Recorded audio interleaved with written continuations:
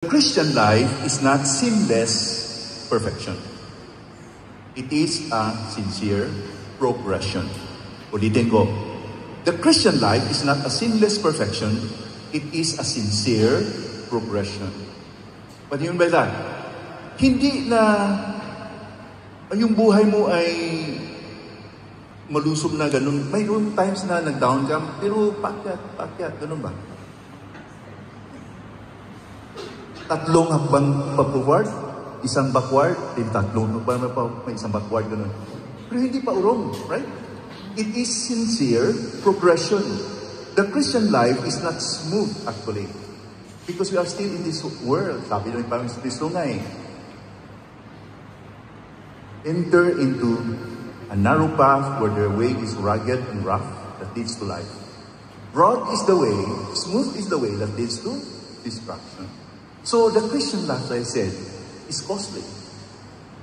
So you have to consider these three. What are these? Reject, reckon as dead, receive orders from the Lord Jesus Christ every day. That's why we have to read our Bible.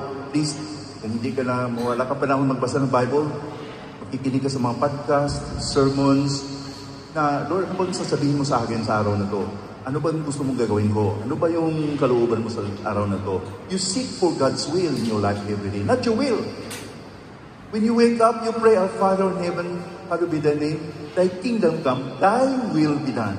Ano ba yung kalooban mo sa akin, Lord? Hindi na ako ito, Lord. Gusto ko lang sundin kayo. That's my purpose, to do your will in my life. Whether you eat or drink, or whatsoever you do all to the glory of God. So, ang lahat natin ginagawa, naglaba ka, nag-alaga ka, nagpaglinis ka sa bahay, you did this because assignment mo yan, kasi nagtatrabaho mo sa employer mo. But beyond it all, He said, Lord, I'm looking for you. You are my employer actually, Lord.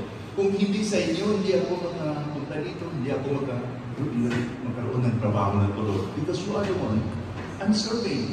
Ito, ginamit lang sila na instrumento. So, think of your relationship with the Lord Jesus Christ that way. So being a disciple costs us these three conditions we cost every day. Hindi tayo yung every Sunday na nandito tayo sa gathering na tama na nagkasimba natin once a week.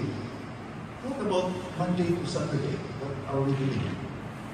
We transform our workplaces where we are into a place where we can worship God, we can follow God, we can serve our Savior, the Lord Jesus Christ, as His disciple. Kagabi nga, during sa aming